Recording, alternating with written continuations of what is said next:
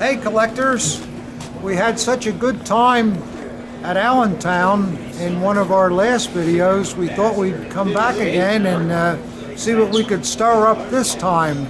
We're in February now. I think it's the 7th of February 2020.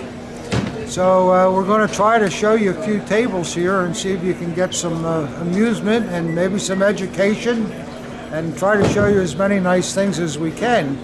And we stopped here at my old friend Brian Maderer. I think most of you collectors know Brian Maderer's name. He's been around quite a few years now and made a big hit in the hobby. Sells a lot of high-end things, and he's done a real good job. How are you, Brian? Doing well. Doing well, yeah. I saw on your table here you got some kind of some interesting things. I was attracted to this Model 89 beautiful sword here with a large hilt, and I believe this is a shooting sword, right? Correct. And it was awarded for a 70th birthday, which was a pretty old age in the 30s. So quite old. Quite old. And apparently the man that received the sword, by the looks of the inscription on the blade, he was 50 years with this shooting club. So he was a Hauptmann Albert Kaedirke, Kaedirke. So this must have been quite a gift to him. Notice also, collectors, it has the shooting target and crossed rifles on the back. And who's it made by, Brian? Looks like Eichhorn, is it? Yes, double-back squirrel Eichhorn. So that puts it really early. This would be then around 1918, 1917, or before that even. A little before that. Wow, this guy did live a good ripe old age. It's a very, very beautiful sword.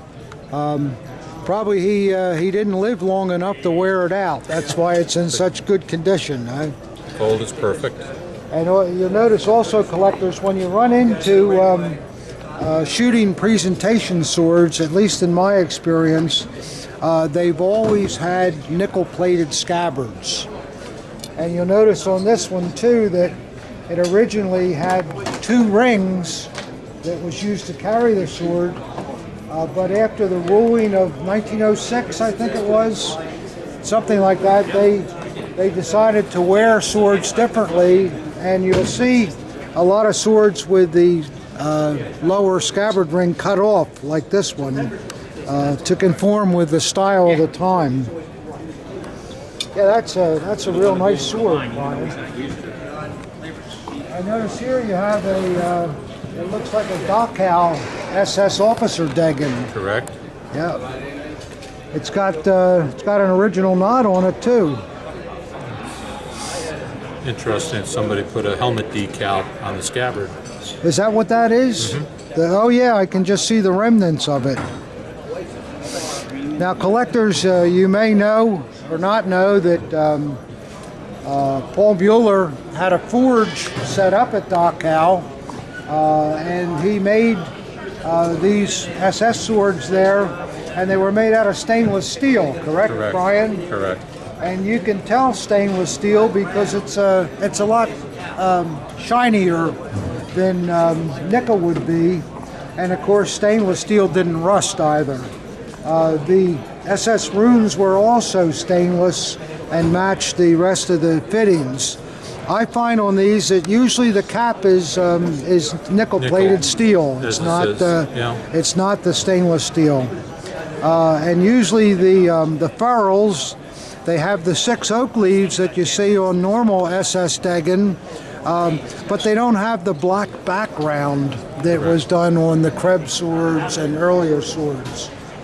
And then another interesting thing with Dachau swords, you look at the scabbard and say, it's the same as a police scabbard or whatever. Mm-hmm. But it really isn't. They're a little bit thinner, I think. Are they not, Brian? Yes, they're thinner. They're thinner. The fittings are done differently. The fittings are also the stainless finish on them. And many times with, say, a normal police or early SS Dagger, you'll see dome head screws in the lower loop.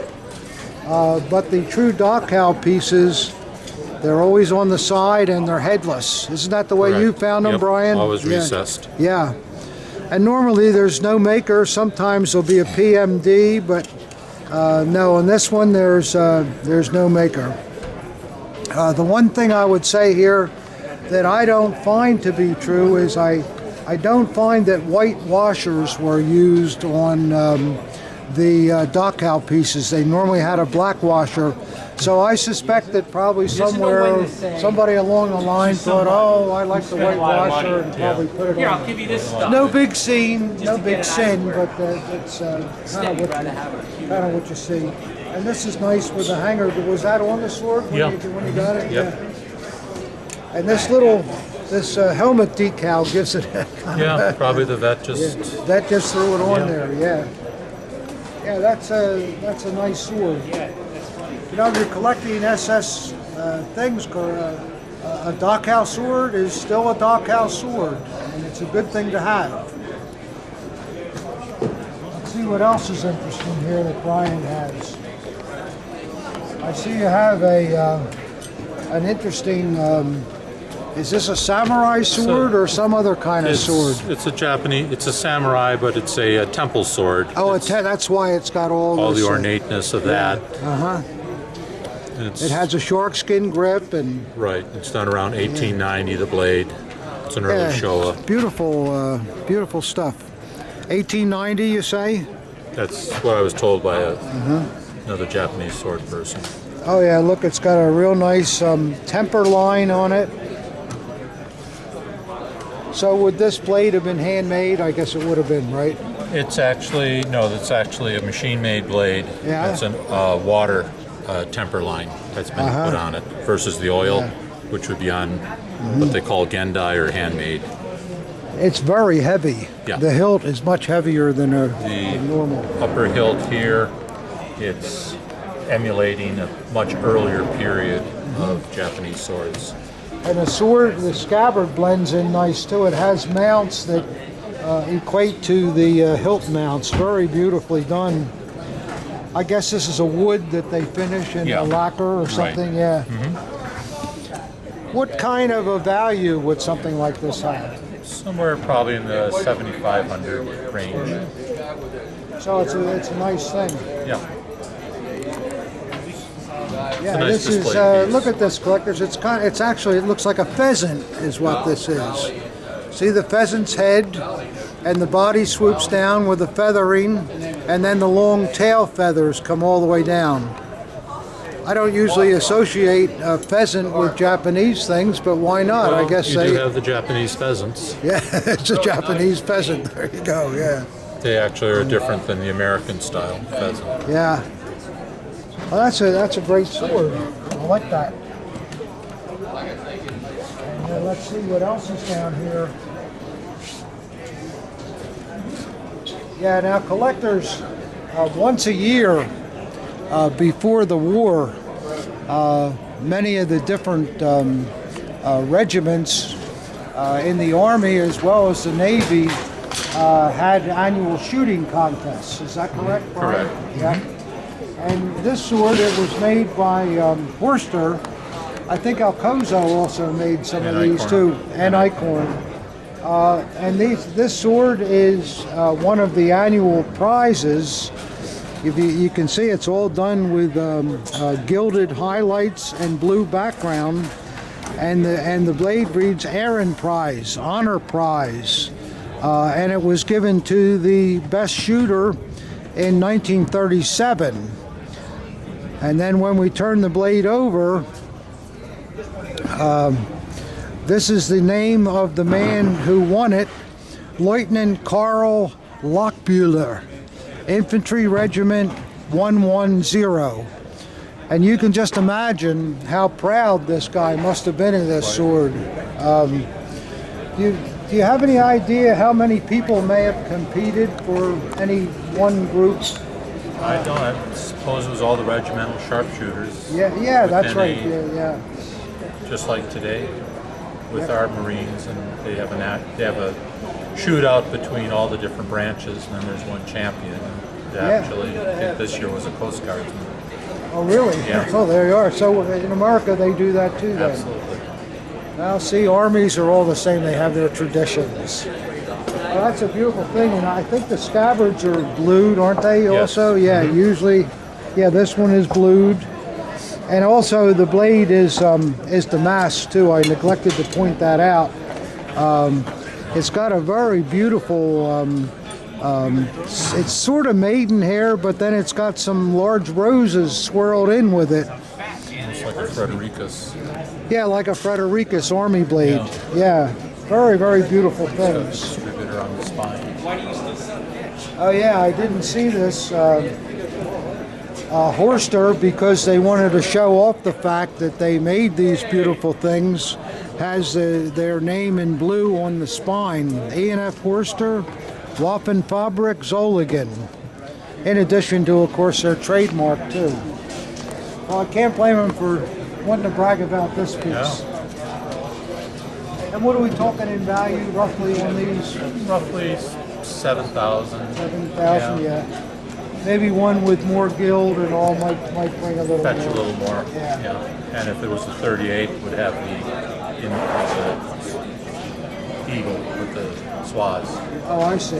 They The had one. 37s didn't do that. No, all the early ones, and then 38 for 1 year they did, and they stopped after that. So it wasn't until 1938 till they finally put the eagle and swastika on the languette, because the tradition was not to do that, right? Right. And then finally they had to do that. Yeah. That's kind of like the naval pommel with the eagle and the swastika Exactly. wasn't adopted until 1937. So you know, Same time frame. a little resistance there with the armed branches of the service and the politics of the time. Still trying to be good little Germans in 37. Right, exactly. Yeah. There's a beautiful pickle haub here too. Brian has some great stuff, guys. This is the cover that could have been worn over it during, I guess, war or whatever, Or in the or field. just in the field. Yeah. The field cover. And then when you take it off, you see it has a magnificent Prussian open-winged eagle. Really, really beautiful with all the fire gilt still on it. Let's see what the spike looks like too. If we can get this off without ripping something. Yeah, see that? That's a...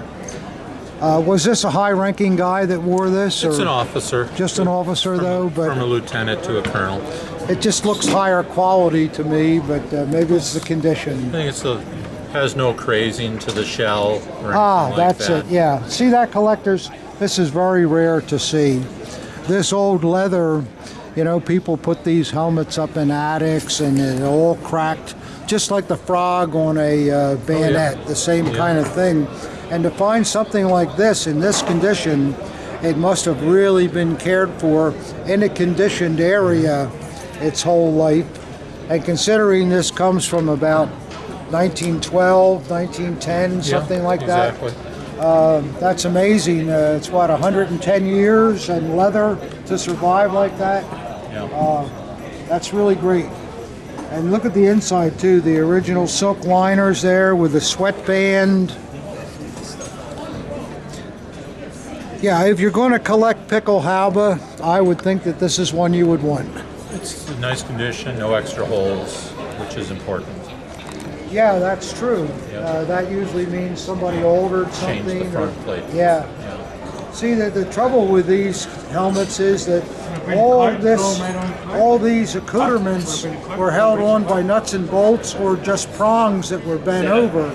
So it's very easy for somebody to change something to make more out of it than what it originally was. Exactly. So it's important if you're going to buy something like this, you want to look at like these prongs where they're bent down. If they were bent down and put up before, you can usually see that kind of stuff. The holes. You just want to see one bend. Yeah. Yeah, that's nice. And Brian's got this helmet priced at a little over $3,000. looks like a good value to me if you're looking for something that's mint. Very beautiful.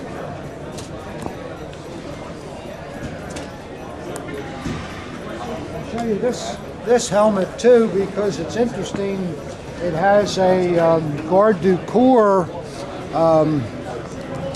medal on it with a Sum Quig. That was the motto of the Garde du Corps. The Garde du Corps were the personal guard of the Kaiser, and they also had regiments that were the Kaiser's personal regiments that also wore this insignia, I believe.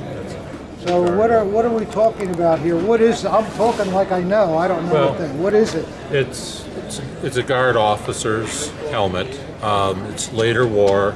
That's why you have. That's why you have the gold worn off. The gold yeah. worn off because they actually plated it, and the zinc underneath didn't take to it, just like on some of the Third Reich daggers exactly that fall apart. Yeah, you all know about that, collectors. A lot of the badges and stuff too that came off, but in itself, the back plate is still the early brass, and the rest of it is plated, and it's So just we could assume that this helmet was worn by one of the officers that were under the Kaiser's regime. It's a guard. One of the guard units. Yeah. And again, the silk liner, and see, this one is held by nuts and bolts, not prongs. But notice how there's never been anything happening in there. One screw's missing, but that, it's not changed. All right, well, you gave us a pretty good education there, Brian. Thank you very much. If you collectors want to know more about that stuff and you want to talk to Brian, you just give me a call and I'll make sure you get together. So it's good to see you. Good to see you, Tom. Hope you have a good show. Thank you. Yes, sir. You've handled more of these than anybody I know. It's like a one-off. Yeah. Well, we arrived here at LaRue Curran's table, and if you saw our video from Allentown last time, I'm sure you remember LaRue, because he had a couple of gangbuster chained SS's and a lot of neat things, and he was nice enough to give us a few minutes of his time. So how are you this time, LaRue? Very good. You're doing good. You're from where? Up Up north, we come through a snowstorm. We had quite a time getting here. And you're what, in the Buffalo area? No, Elmira, Corning area. Oh, okay. Near the college and all there. Yeah. Yeah, it can be bad that way, I know. Yeah. We're looking at one of LaRue's Army daggers, and you say, that's just another Army dagger. Well, if you look at this closely, if you look at the pommel, for collectors that know Army types, that's one of the real early brass pommels. And look at the amount of workmanship that went into the oak leaves with the veins on the oak leaves. And then the crossguard eagle is also very beautiful, but have you ever seen that eagle before, LaRue? That's why I'm having you look at it. If anybody would recognize it, I've never should seen be it you. either. Yeah. So it kind of, I think to myself, it's either a little tiny maker, That's or, what I assume. or maybe a supplier or somebody that had a small maker make the dagger. And the reason I say that, because when you take the blade out, it's got a beautiful high quality blade. See how large the center is on the blade? That's a sign of an early blade. And if you take this dagger apart, you'll find that it also has a real early tang on it. Yeah, I have. I wouldn't take it apart. Yeah. But what's even more interesting about the dagger, it has engraving on it. It's very nicely done with block letters, and it basically says Friedrich Herkenrath Zolligen. And then Merscheid. Merscheid was a section suburb. of Zolligen. Right. Now, have you ever heard of Friedrich Herkenrath? Jeannie went on the internet. We found a company, and their claim to fame was a safety razor. They made safety razors. So here we are, collectors. This company was in Zolligen, when all of a sudden the dagger making came up, and I guess they figured they'd like to get involved with it. Apparently, I don't think they got much.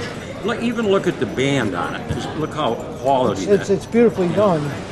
See, this is not like a factory logo or anything.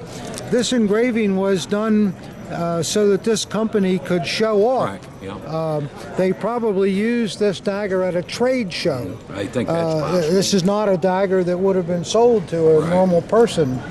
So it makes it really really kind of desirable, especially to you guys out there that collect Army types. And there's a lot of people that do anymore. You know, I go to a show and that's a WKC crossguard, that's an SMF, and that's an Eichhorn, and that scabbard's not right because it's not. It's amazing how much education collectors have gotten over the last, say, 20 years or so.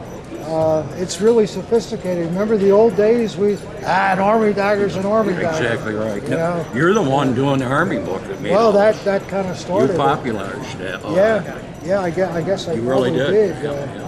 I remember saying in the Army book if we found an Army dagger with a bent scabbard or something, we'll just find another scabbard, and if it fit, it was Who good would have enough. ever thought? Who would have ever thought that they all had custom features to each maker?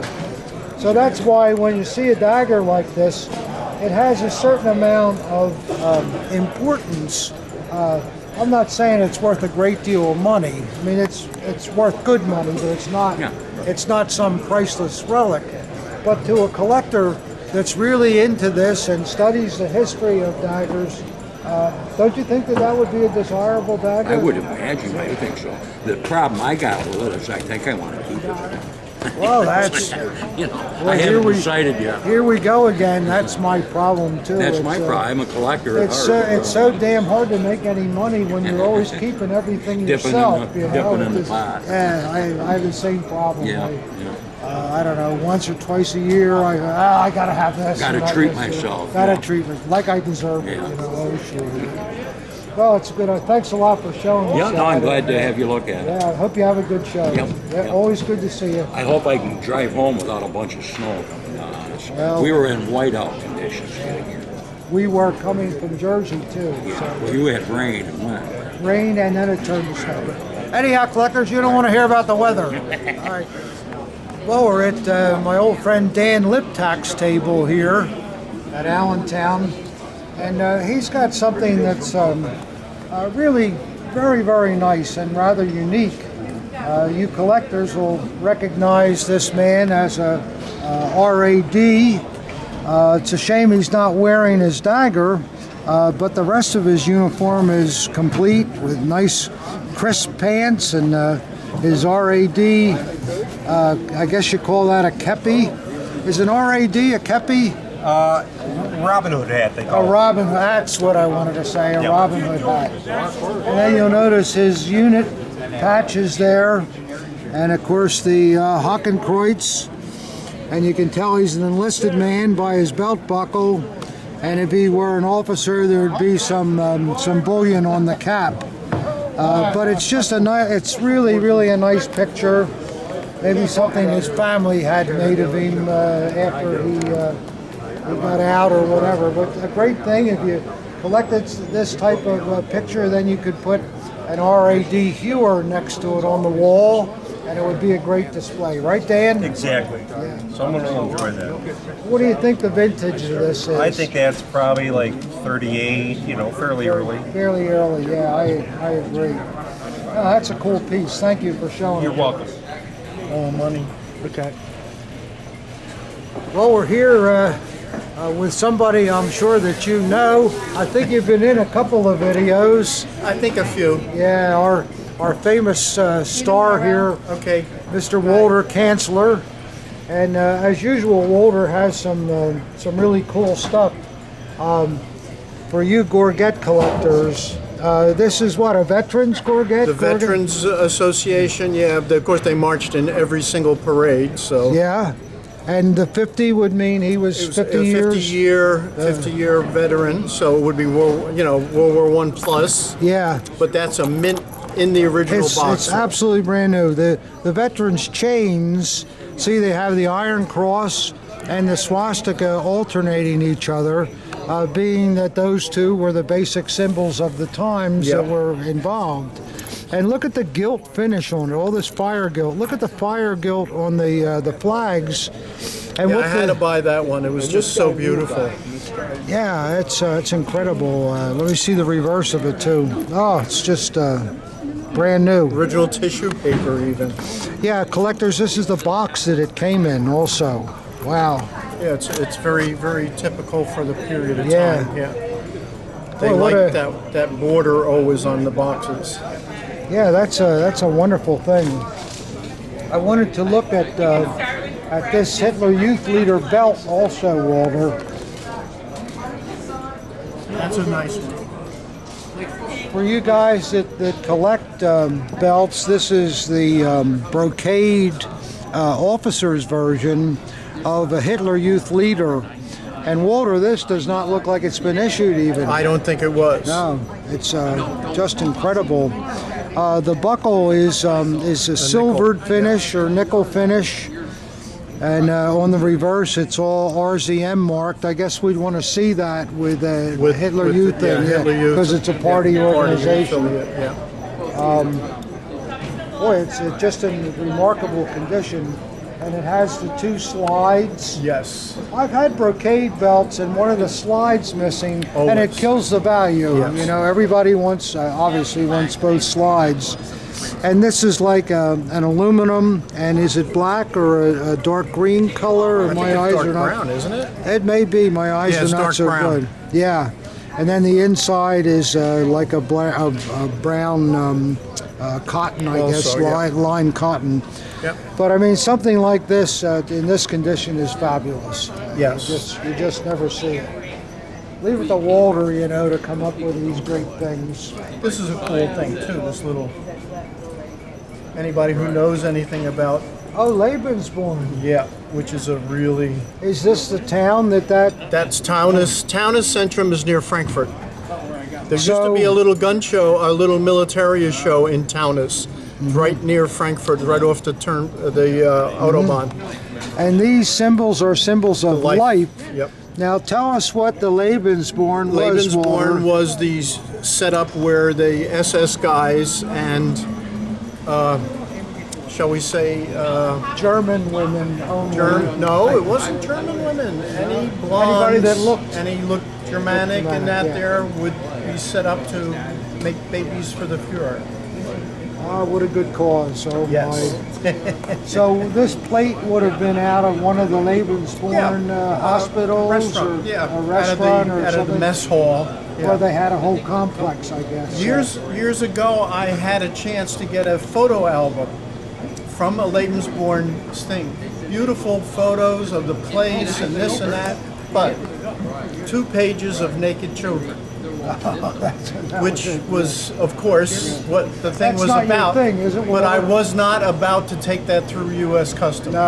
No, you get I arrested. didn't take a chance. I didn't buy it because of that. I was really, really sad that a wise decision. Yes, I thought so too.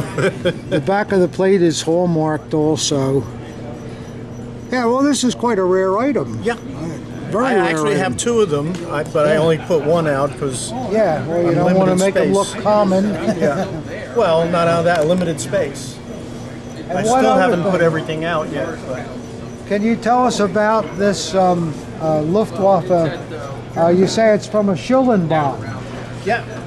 This was Collectors, in a you know, a collection. Schuldenbaum is the thing in the band with all the decorative stuff. I had gotten this, a fella had passed away, and I bought his collection, and I had seen it originally when he bought it. He bought it in Florida at a show, but he had this wonderful case made. Yeah. Really, really Yeah, it is shows it perfect off for nice. it. Yeah. Yeah.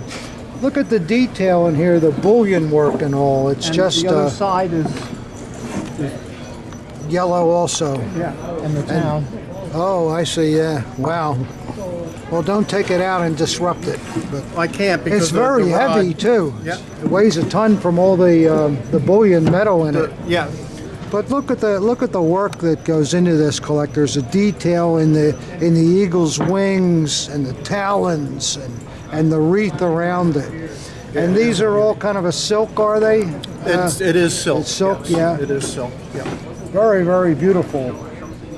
That's a rare item. Yes. And a worthwhile collectible. This is a cool thing too. This is post-war for the paratroopers who went into Krita. Oh, to celebrate. That's a like a memory of their crate that's the shape of the island of Krita. Yeah. And there's the eagle coming down with the swastika on the island. So it was made specifically after the war for the veterans vets. Yeah, right after. Even though it has the Creek swastika battle. on it. I think that a lot of Fallschirmjäger were killed at that. Oh my God, yeah. And in fact, the general that was running that campaign, I believe, was sacked also for the because of I forget who it was now, but was one of the famous generals. Yeah. And my nice little Backhouse sword. Another Backhouse sword. We showed you one of those that Mr. Mater had earlier. Oh, okay. So anyhow, as usual, Walter, A few nice a things. few nice things, and we appreciate it. Always you taking the time. So we shall head home now. Have a Thank safe you. trip.